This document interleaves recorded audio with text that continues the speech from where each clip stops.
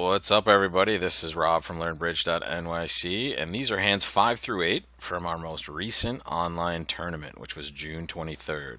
If you're looking for hands 1 through 4, it's the video right above this or attached to the same playlist that you're looking at on YouTube. So let's take a look at board 5. This was an attempt by me to be a hero when I came out looking like the GOAT. I decided to open 1 no trump with this south hand, and I don't want you guys to get the wrong idea. This is 15 points, but it's a hand that's really not good for 1 no trump. And it's because I essentially have 2 worthless doubletons. So this is normally a club. The only reason I opened a no trump is because I assumed I was having such a bad game at this point. I was trying to do something weird to, maybe catch up a little bit. And this is literally the only reason I did this, so I don't want you to look at this and think 1 no trump is a normal bid. It's normal to open 1 club. And that's exactly what our friend Joel did on this board. And let's see how he bid this hand. Joe opened 1 club, and it went double by the West. Weird double. Not the best shape. I would want to have at least 1 4-card major for this bid.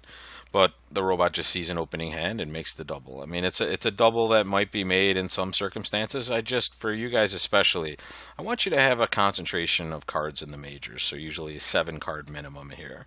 But the robot did double. North bids 1 spade. And now there's a problem with this hand. We could show our diamond suit by bidding 2 diamonds, but that is what's called a reverse, guys. That shows a very good 16 or more points, and certainly a hand better than what we're looking at here. Our club suit is terrific, but our Queen of Hearts is not very worthwhile, especially with West doubling. We can kind of assume that's not a good card. So this is more of a minimum than extra values, and the extra values we would be reversing, but with a minimum, we're kind of stuck for a bid. We can't bid a no trump because our heart position is really poor. So the best thing we can do is kind of lie a little bit and rebid 2 clubs. Don't worry too much about this, because while you do not have 6, which is what this bid would usually show, you absolutely have excellent cards in the club suit. So it's very normal to just rebid a club suit, and the only reason we're allowed to do this here is really all of the other bids that we could make are really bad for us. So just rebidding 2 clubs is pretty normal. We had some people playing 2 clubs. We had others playing 2 no trump, which can make. You don't necessarily want to rebid a no trump with this spot for the same reasons we were talking about. Our left-hand opponent doubled, and our heart situation isn't the best, but we do get bailed out when we bid no trump because partner has good hearts. Obviously, they have reasonable spades, and we have stoppers and lots of tricks in the other suits. So best contract, probably 2 clubs. Second best, 2 no. And any higher, we bid a little bit too much with our hands, guys. So after my disaster on board 5, I decided to complicate my life even further on this one. And this is becoming the video of me confessing my sins here. East opened a spade on this board, which is very normal, and the question is, what do we do with the south hand? It's okay to double, even though you don't have the perfect shape for it, and you're worried if partner bids clubs, but it was worth the risk for a lot of players. And we'll look at Joel again. Joel did choose the double, and here he's just thinking, if partner bids clubs, I'm just going to pass if it's a normal 2 club bid and hope for the best. But really, the big win for this hand is when partner actually does something constructive in a suit that we have, which is hearts.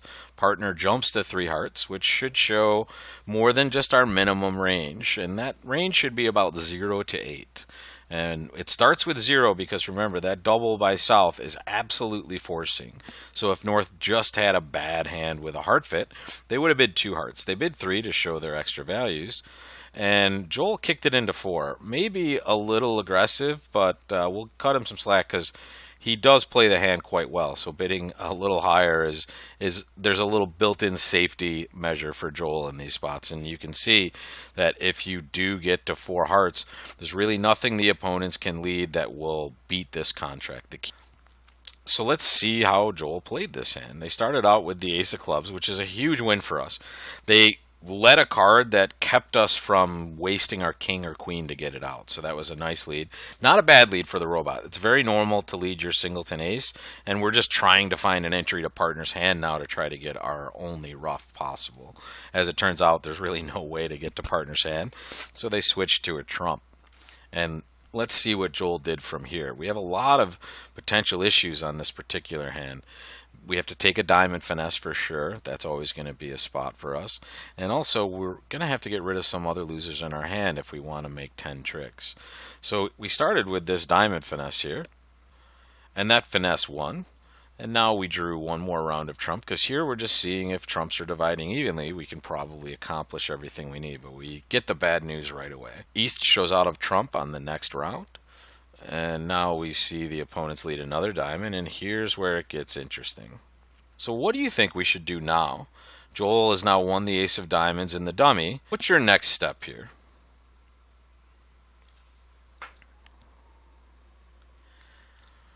The best way to get the most possible tricks is to start cross-ruffing. We can take our outside winners first, and that's always what we want to try to do when we're about to start cross-ruffing. We want to take the outside winners that at least we're somewhat at risk of losing. So we cash our 2 clubs. We know this is going to be fine because East is shown out, and they don't have any trump left either. So we cash our clubs, and now we just start roughing back and forth. We could also cash the ace of spades as well before we do this, and we're just hoping to score as many of our trump tricks as possible. And we're going to do that, roughing back and forth. The last trick we're going to take is the ace of spades, and then we'll leave them that jack of hearts to take later. So here, once we establish that bad trump break, the correct thing to do is to stop drawing trump. Now we can't afford to waste 2 of our trump on one trick. The way Joel played it here is he got to take each of his trumps individually. So instead of 2 or 3 tricks, we get to take 4 tricks in this spot. Quick thing though, remember that one rule. When you're about to cross ruff and you have outside winners, it's almost always right to cash those outside winners first, because what you don't want to have happen is in the middle of your cross ruff, your opponents could start throwing away the cards and the suits that you have winners in. And now when you try to take that trick later, that's when they start ruffing. So cash your outside winners and then cross ruff, and you're home free on this hand for a 99% score. No wonder Joel won the tournament this week. He had a big score here. Good job. So board 7 is a normal preemptive hand. It becomes a little interesting in this tournament because of the way the hands are set up, and I'll get to that in a second. But for those of you that passed, and we had a lot of people pass the board out here, we didn't preempt, right? So in any seat, this is a reasonable preempt. You're right at 10. It's a bad 10 though, right? You have 2 queens as part of this 10-point hand, but you have a good 6-card heart suit. So we just open 2 hearts regardless of situation.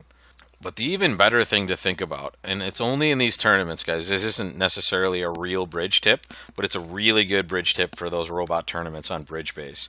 These tournaments are what's called best hand tournaments, which means you will always have the best hand at the table. And when you have a hand like this, it gives you a little more information than it normally would.